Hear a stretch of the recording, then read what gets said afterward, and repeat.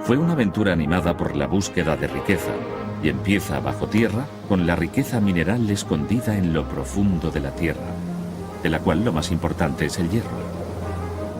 El hierro sale del suelo como mineral de hierro. Aquí tengo un trozo. El caso es que para hacer hierro con esto uno tiene que fundirlo, es decir, calentarlo a muy alta temperatura para quitarle el oxígeno que contiene. Los herreros usaban carbón vegetal, pero en el siglo XVIII se estaba agotando. Esto es coque, que esencialmente es carbón procesado para quitar el sulfuro. Ahora bien, en 1709, Abraham Davy tuvo una brillante idea. Efectivamente, utilizar coque para fundir hierro. El hierro se ha estado calentando en el horno a una temperatura muy elevada, y Nigel está a punto de destaparlo, y el hierro fundido saldrá borboteando hacia afuera.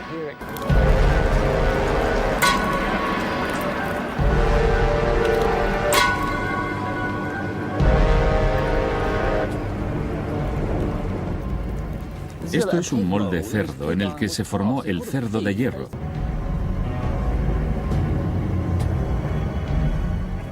Bueno, el cerdo de hierro se ha enfriado. Aquí está. Voy a sacarlo de su molde de arena.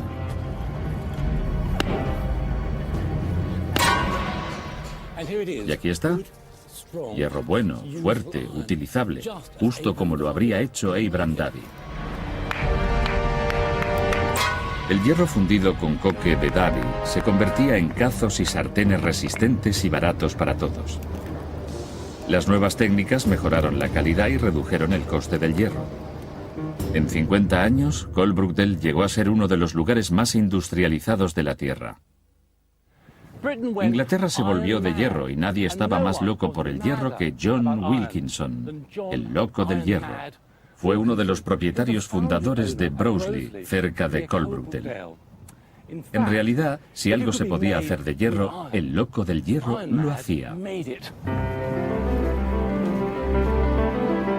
Tuvo un papel clave en la construcción del primer puente de hierro y construyó vías de tren de hierro, barcos de hierro, incluso edificios de hierro. Más metal significaba más minerales y extraerlos estaba resultando un problema. Gran parte de la riqueza mineral de Inglaterra se halla en lo profundo de la tierra, en minas continuamente inundadas, como esta mina de estaño en Cornualles.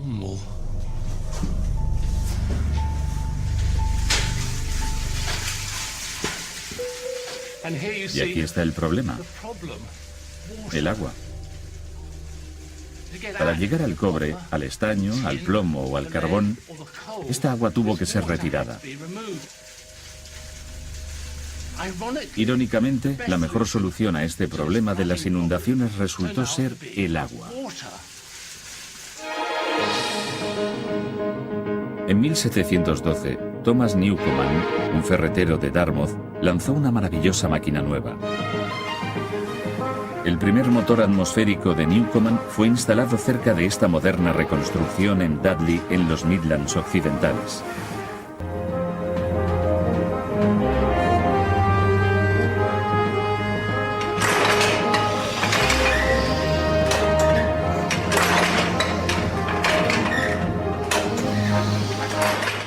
Esta es la parte alta de la caldera, calentada con carbón para producir vapor. El vapor llega hasta aquí y a través de esta conexión entra en el gran cilindro de metal aquí arriba, el equivalente de nuestro tarro de cristal. También en la base del cilindro se puede ver cómo se inyecta el agua fría por ese tubo de ahí, que condensa el vapor dentro del cilindro.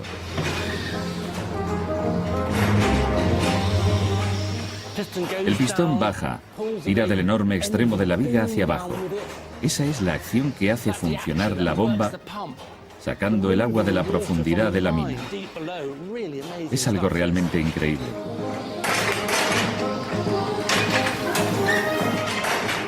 El motor Newcomen es realmente una magnífica pieza, absolutamente pionera, uno de los inventos más importantes de la historia del hombre.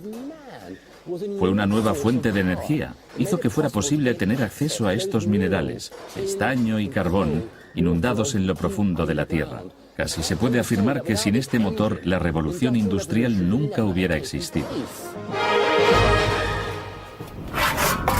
El vapor bombeaba las minas y llegaría a impulsar las fábricas de Inglaterra.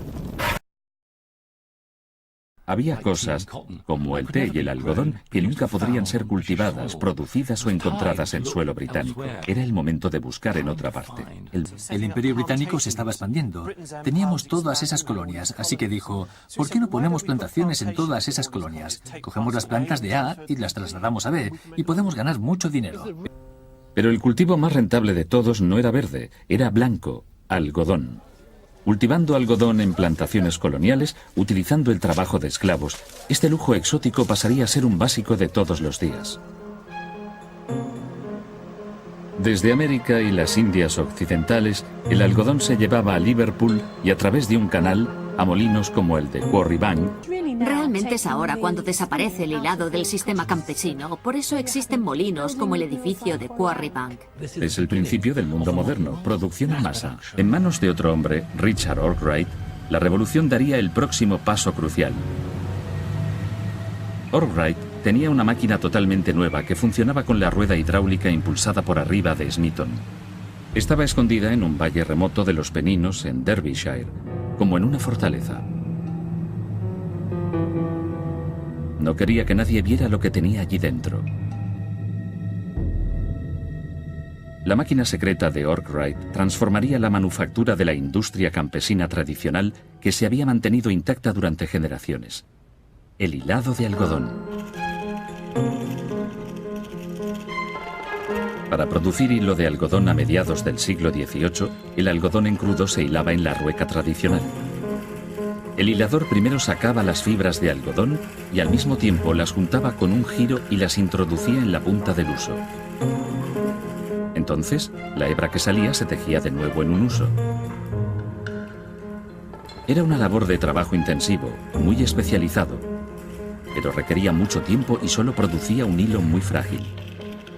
La máquina de Arkwright cambiaría todo esto. La historiadora textil Anna Benson nos puede explicar cómo. Y ahora, Ana, aquí hay algo bastante diferente, una máquina que revolucionó la producción de hilo, el marco giratorio movido por agua de Arkwright. Una cosa maravillosa. Ana, ¿puedes contarme cómo funciona este marco giratorio movido por agua? Quiero decir, lo que veo aquí es casi igual que el algodón natural que tenías allí en la mano, ¿verdad? En esta máquina, todos los procesos que he hecho en la rueda grande se hacen al mismo tiempo. Así que ponemos este algodón aquí detrás y estos rodillos están ajustados para ir a diferentes velocidades. El de atrás va más lento que el de delante y este trocito que yo estaba haciendo en la rueda grande se hace aquí. Va sacando las fibras de forma que cada vez es más fino. De acuerdo. Ahora puedo ponerlo en funcionamiento para ver lo que quieres decir. Tengo la rueda girando a mi ritmo y luego pongo en marcha el mecanismo así y... allá vamos. Es fantástico, lo hace todo a la vez. Lo va cogiendo, hilando y tejiendo. Años antes se habían patentado unos rodillos de ajuste, pero fue el genio de Arkwright quien creó el sistema para que estos rodillos de ajuste funcionaran. Entonces, obviamente, está haciendo más hilo más deprisa y también, a mi entender, la calidad es mejor. De hecho, era tan bueno y tan fácil de producir que Arkwright podía pensar en grande. Pero imaginad no solo 4 bobinas cargadas con hebra, sino 96 y no movidas a mano, sino con una rueda hidráulica. Y efectivamente, no solamente 96, una fila tras otra de máquinas como estas, un piso encima de otro.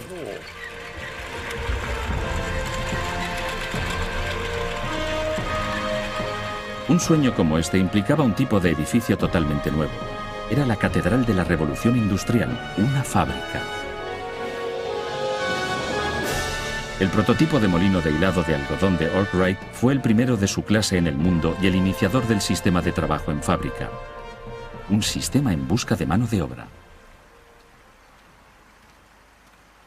Cromford Mill necesitaba más mano de obra de la que podía encontrar en el pueblo, así que Arkwright puso anuncios para que los trabajadores vinieran de muy lejos. Pero él buscaba un tipo de trabajador en particular. Dado que el marco giratorio movido por agua había convertido ese trabajo de habilidad en un sencillo juego de niños, Arkwright necesitaba principalmente mano de obra no cualificada. Puso anuncios para familias, de forma que tendría como empleados en su molino, por muy poco, a mujeres y niños. Para darles alojamiento, la primera ciudad molino crecería junto al molino. Arkwright hizo una iglesia, un bar, un mercado e incluso una escuela. Pero quizás el mayor incentivo para atraer a que vinieran familias de otras zonas era el buen estado de las viviendas. Durante los años 1770, Arkwright construyó estas casas en North Street para su mano de obra. Son realmente bastante alucinantes. Comparado con la vivienda media de la clase obrera en la época, esto es realmente algo muy especial. La gente que haya vivido aquí, los pobres o incluso muy pobres, urbanos o rurales, habrán estado realmente fascinados por este alojamiento palaciego. Esto tuvo que haber sido un gran incentivo para trabajar en el molino. ¿Y cómo trabajaban? De día y de noche.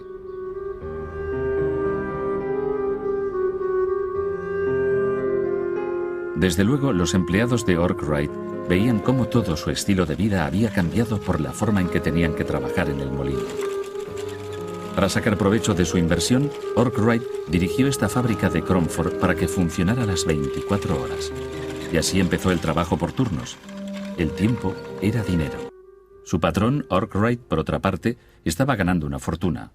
Concedió licencias de su patente tecnológica del marco giratorio movido por agua, pero solo en cantidades de 1000 usos, así que cualquiera que quisiera utilizar la máquina también tenía que montar una fábrica.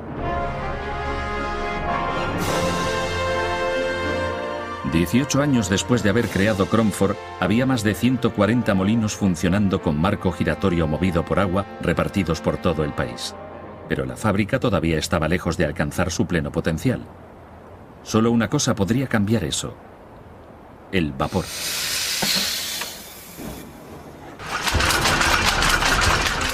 En los años 1780 la nueva tecnología llevó la energía de vapor a los molinos de Inglaterra.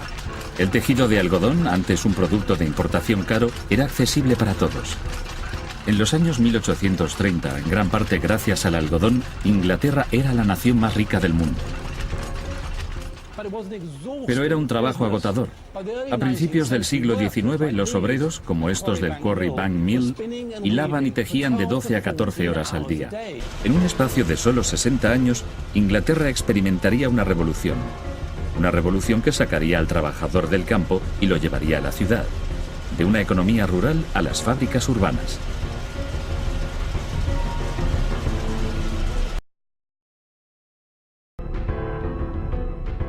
James Watt se hizo mayor y llegó a ser un constructor de instrumentos científicos en la Universidad de Glasgow.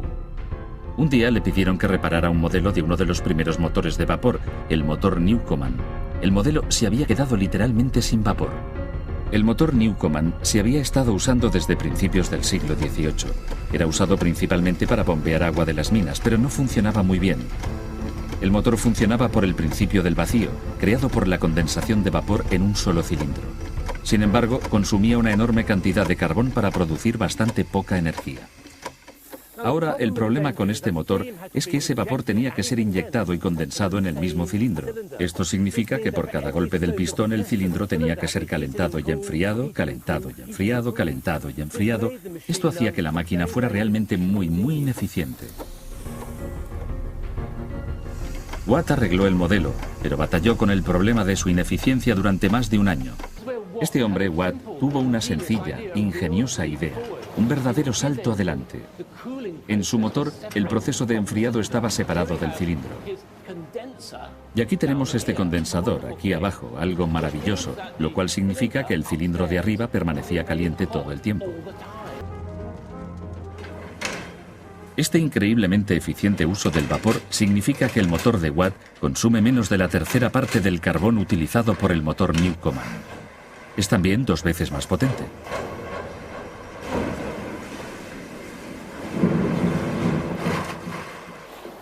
La impresionante fuerza de este motor levantaba 1 tonelada de agua con cada golpe. Eso significa casi 18 millones de litros al día. Pero el motor de Watt llegaría a ser mucho más que una eficiente y estupenda bomba. Iba a impulsar la transformación de cualquier lugar de trabajo en el país. Bolton era un dinámico fabricante de Birmingham que cuando conoció a Watt, vio los diseños para el motor de vapor e inmediatamente se dio cuenta de su potencial como negocio. Bolton, con su dinero en efectivo, sus artesanos y su confianza, emprendió esta nueva y gran idea y la organizó. Watt dejó Escocia y se unió a Boulton en Birmingham en 1774. En 5 años, después de mejorar sus prototipos, captaron el mercado de motores de vapor para bombear agua de las minas de estaño, cobre y plomo. Pero Boulton tenía mayores ambiciones. Boulton advirtió que una pequeña pero significativa alteración en su motor de vapor lo haría mucho, mucho más útil. Instó a Watt a idear una forma de convertir la acción arriba y abajo del motor en un movimiento rotativo para que funcionara como una supereficiente, potente y muy segura rueda hidráulica. Con un brazo unido al piñón del cigüeñal, controlando un sistema de correas, el motor de vapor podría impulsar no solo una máquina a la vez, sino toda una serie de ellas. La energía del vapor estaba a punto de cambiar el mundo y el lugar de trabajo. No solo para el minero, sino para el fabricante, el obrero de la fundición de hierro, el trabajador textil, el destilador e incluso el alfarero.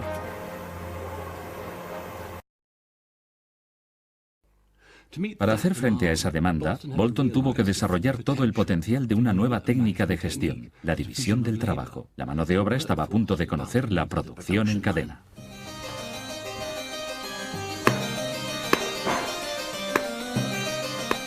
La genialidad de Boulton fue acabar con las etapas de producción. Uno que visitara su fábrica veía cómo, en lugar de emplear una sola mano para producir un botón, trabajadores con habilidad y sin ella realizaban diferentes partes del proceso, ya sea redondear, estampar, cortar, grabar o dorar.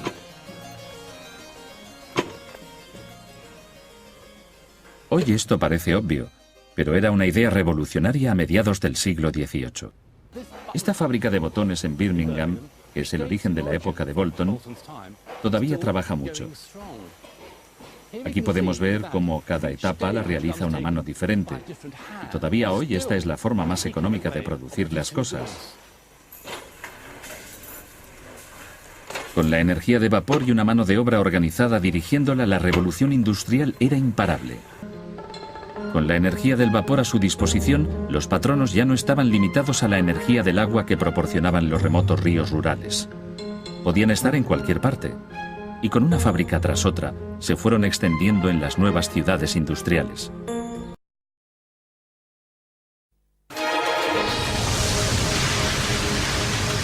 Cuando se inició la revolución industrial, las máquinas empezaron a producir cosas, montones de cosas. Pero había un problema. Llevar esas cosas al mercado resultaba bastante difícil. En 1750 se tardaba 16 días en recorrer los 640 kilómetros que hay entre Edimburgo y Londres. Es más de lo que se tardó en llegar a la Luna y volver en 1970. Las cosas tenían que cambiar. Y vaya si cambiaron.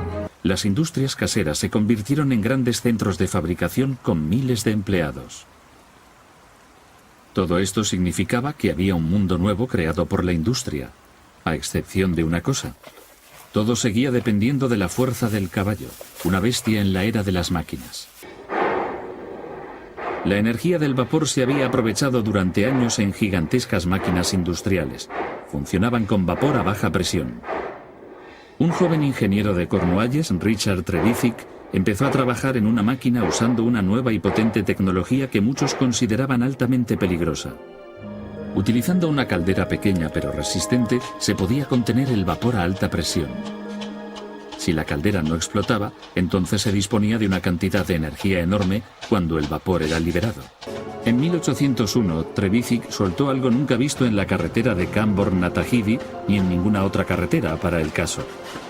Lo bautizó como Puffing Devil, o Diablo soplando, un aparato extraordinario.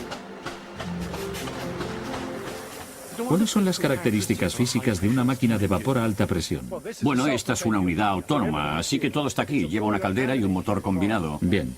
Este tambor negro de aquí es básicamente la caldera que contiene el agua. Ya. Y en este extremo hay un cilindro vertical, solo uno, con 18 centímetros de diámetro y 40 centímetros de carrera. Eso hace que el pistón se mueva arriba y abajo, 40 centímetros. Eso funciona arriba y abajo. Con esa barra del pistón levanta y baja esa viga que tira de aquí conectando las barras y hace rotar el eje trasero, que es el eje de la manivela. Este tipo de invento, la máquina de vapor a alta presión, tenía mucho potencial, ¿no? Sí, este fue el primer vehículo del mundo que tuvo éxito y el antecesor de todo el transporte moderno por carretera. Podemos seguir su revolucionario desarrollo a través de varias máquinas hasta llegar al coche moderno con motor. Esta máquina lleva incorporados 4 dispositivos de seguridad que, si los hubiera patentado, hubiera tenido una baronía, fortuna y bienes y todo lo demás, pero no lo hizo. Sin embargo, se siguieron usando durante toda la era del vapor y algunos todavía se usan en centrales nucleares. Con todos sus dispositivos de seguridad, el Puffing Devil había estallado. Desanimado, volvió a las minas. Y allí vio que su próximo avance había estado delante de sus narices toda su vida. Raíles.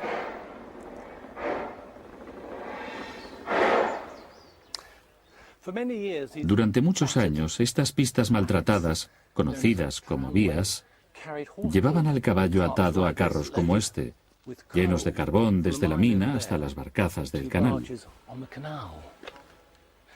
Al observar este procedimiento, Trevithick se hizo una pregunta muy simple. ¿Se podría adaptar su máquina para reemplazar al caballo y arrastrar los carros por la vía?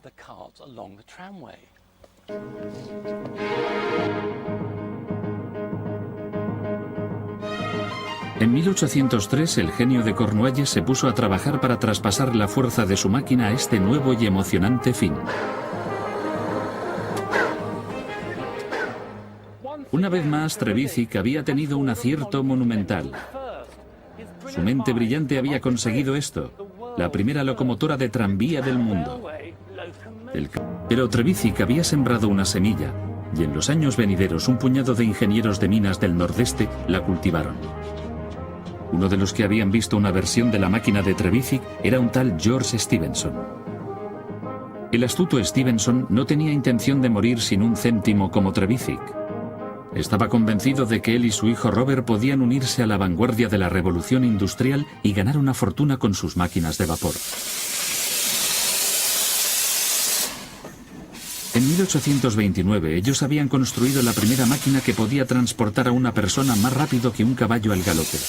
Ahora está en el Museo Nacional del Ferrocarril en York. La genialidad de Robert Stephenson fue combinar toda la tecnología disponible en una máquina y luego mejorar radicalmente esta tecnología. El gran secreto de la Rocket, cohete, está dentro de este horno.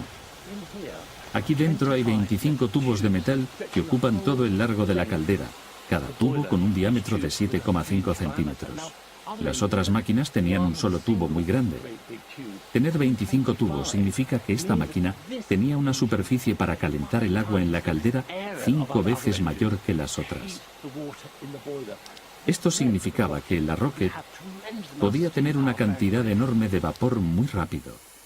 Y, sorprendentemente, cuanta más presión recibía esta locomotora, mejor funcionaban.